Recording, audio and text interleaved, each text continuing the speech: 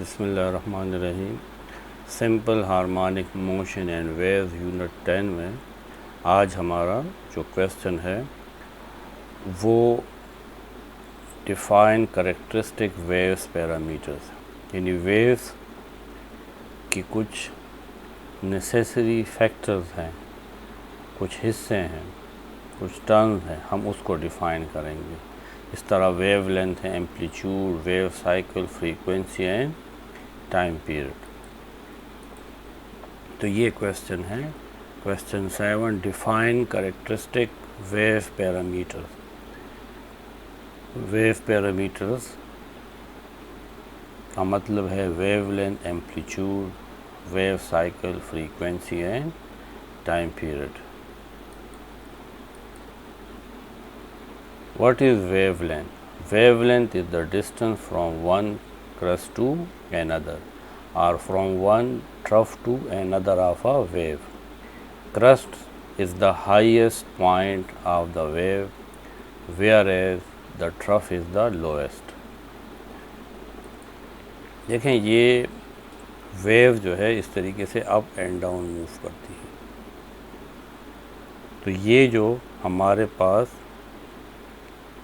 ये जगह है, ये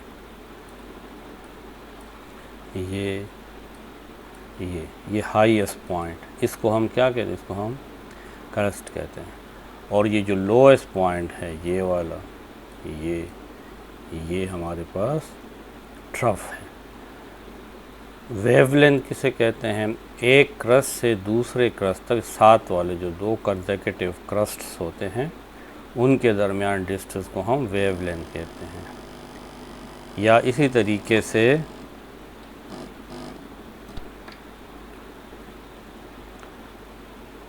दो ट्रफ के दरमियान, कंसेक्यूटिव ट्रफ के दरमियान ये जो डिस्टेंस है इसको हम क्या कहेंगे? वेवलेंथ। ठीक है ना। पार्टिकल ऑफ द मीडियम हमने पढ़ा था, जब हम किसी भी हमने पढ़ा था कि जब हम किसी भी मीडियम को डिस्टर्ब करते हैं, जिस तरीके से वाटर है, तो उसके particle up and down move करते हैं और एनर्जी ट्रैवल करती है इसके परपेंडिकुलर। तो इससे जो फिगर बनती है वो इस तरह बनती है। पार्टिकल ऑफ द मीडियम इस तरह अप एंड डाउन मूव कर रहे हैं और एनर्जी ट्रैवल कर रही है हॉरिजॉन्टल डायरेक्शन में। तो हमारे पास इस तरह वेव बनती है। तो जब पार्टिकल हाईएस्ट पॉइंट पे होगा या पार्टिकल लोएस्ट पॉइंट पे होगा, कहाँ से? मीन पोजीशन से। तो ये जो हाईएस्ट पॉइंट है इसको हम क्रेस्ट कहते हैं और लोएस्ट पॉइंट्स को हम ट्रफ कहेंगे। और दो क्रस्ट के दरमियान जो डिस्टेंस है ये वेवलेंथ है। यूनिट वेवलेंथ इज़ डिस्टेंस और length.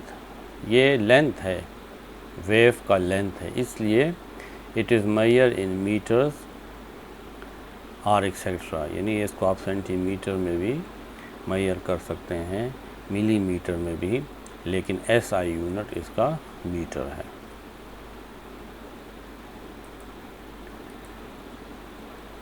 Wave cycle, when wave passes from a certain point, this point will move in a cycle motion. देखें, जब हम किसी मीडियम को डिस्टर्ब करते हैं तो उसके particle up and down move करते हैं। पार्टिकल फॉर एग्ज़ाम्पल यहाँ पे ये ऊपर जाएगा, ऊपर से नीचे आएगा और फिर वापस अपनी जगह पे आ जाएगा। इसका मतलब है कि इस पार्टिकल ने अपना एक साइकिल कंप्लीट कर लिया है। When wave passes from certain point, the point will move in a point will move in cyclic motion. The point will move above from mean position, then come back and move below mean position. Finally returns to its mean position is called wave cycle. Particle mean position से up से down और फिर up, तो ये एक cycle complete होता है।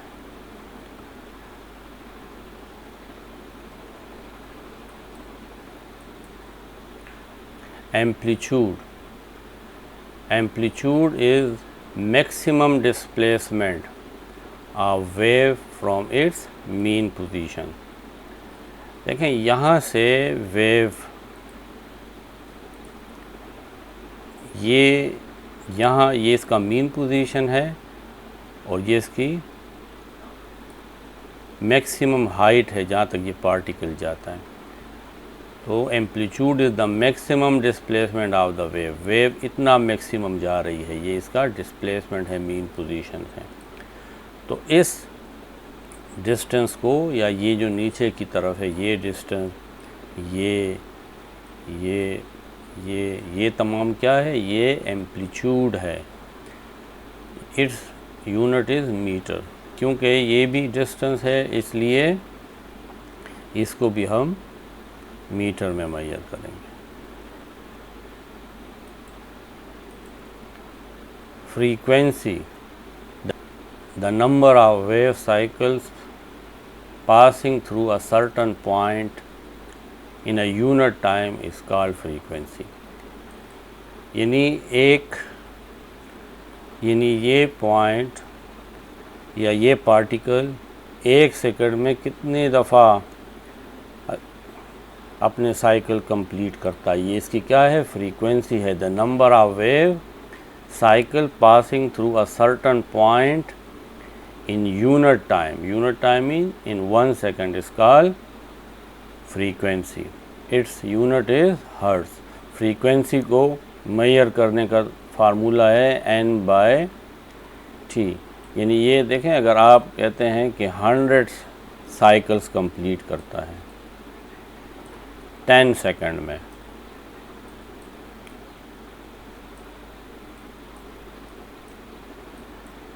तो इससे आया 10 हर्ट्ज़, यानी एक सेकंड में इसने 10 साइकिल्स कंप्लीट किए। या हम ये कह सकते हैं कि अगर ये एक पॉइंट है तो इस पॉइंट से एक सेकंड में 10 वेव्स गुजर रही हैं। Unit is hertz. फार्मूला है F is equal to n/t। n क्या चीज़ है, नंबर ऑफ साइकिल्स, और t है टाइम इन सेकंड। लास्ट हमारे पास इसका पैरामीटर है time period. The time required for one cycle to pass through certain point is called time period. Its unit is second. एक चक्कर, एक पार्टिकल अपना एक चक्कर कितने वक्त में कंप्लीट करता है। यहाँ से पार्टिकल स्टार्ट हुआ, ऊपर गया, ऊपर से फिर नीचे, और फिर वापस यहाँ पे अपनी मेन पोजीशन पे आ गया।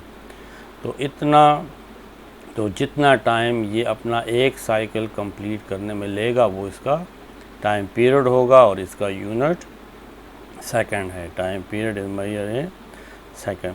टाइम पीरियड और फ्रीक्वेंसी का रिलेशन है t is equal to 1/f। यानी अगर फ्रीक्वेंसी ज़्यादा है, number of vibration per second, तो टाइम पीरियड कम होगा, और अगर फ्रीक्वेंसी कम है तो टाइम पीरियड ज़्यादा होगा।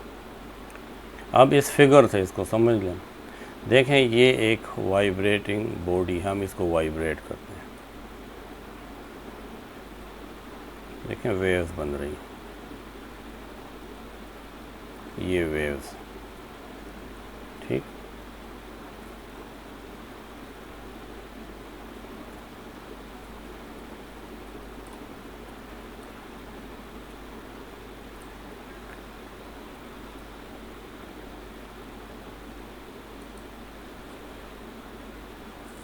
ये देखें, अब वेव्स ऑटोमेटिकली बन रही है। ये बॉडी वाइब्रेट कर रही है और वेव्स जो हैं वो बन रही है।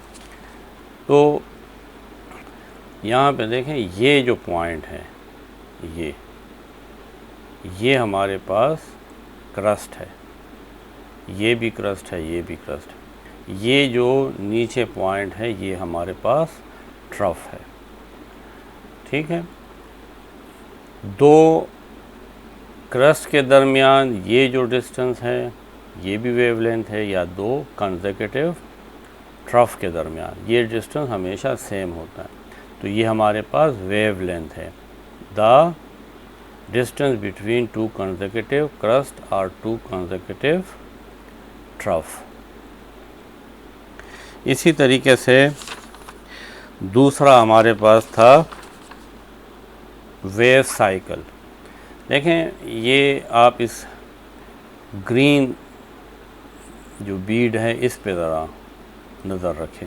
ये बीड ऊपर नीचे जा रही, ऊपर नीचे, यहाँ से देखें स्टार्ट होती है फिर वापस यहाँ आती है। तो ये हमारे पास इसका वन साइकिल है। बीड अपने मीन पोजीशन से ऊपर की तरफ जाती है और यहाँ पे देखें ये ऊपर की तरफ जाती है और फिर नीचे की तरफ और फिर वापस अपनी जगह पे आ जाती है। तो ये क्या है? ये साइकिल है, एक साइकिल ऑफ द वेव है। फिर है एम्पलीट्यूड। एम्पलीट्यूड के लिए हम देखें, ये रूलर ले लेते हैं। ये वेव मैक्सिमम इतना ऊपर जा रही है, तो ये इसका क्या है? एम्पलीट्यूड है।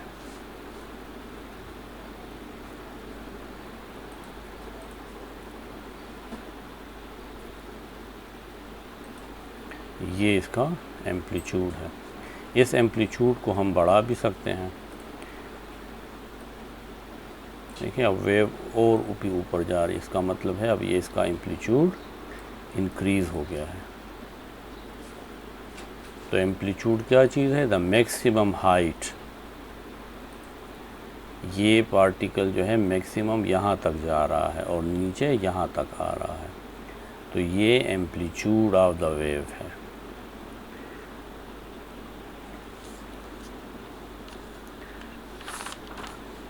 फिर हमने पढ़ा frequency. Frequency number of waves in 1 second. देखिए यहाँ पे इसकी फ्रीक्वेंसी हम आहिस्ता कर देते हैं।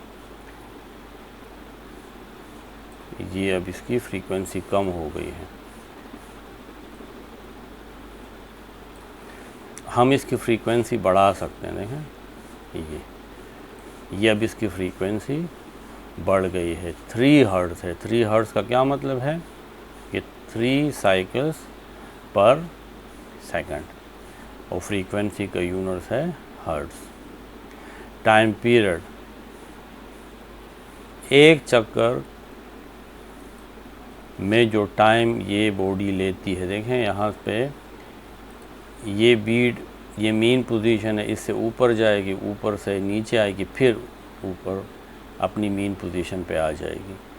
तो जितना टाइम ये अपना एक चक्कर कंप्लीट करने में लेगा वो इसका क्या होगा?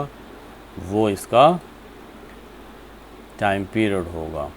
ठीक है, तो टाइम पीरियड को हम स्टॉप वॉच से मेजर कर सकते हैं कि ये अपना एक चक्कर कितने टाइम में लेगा।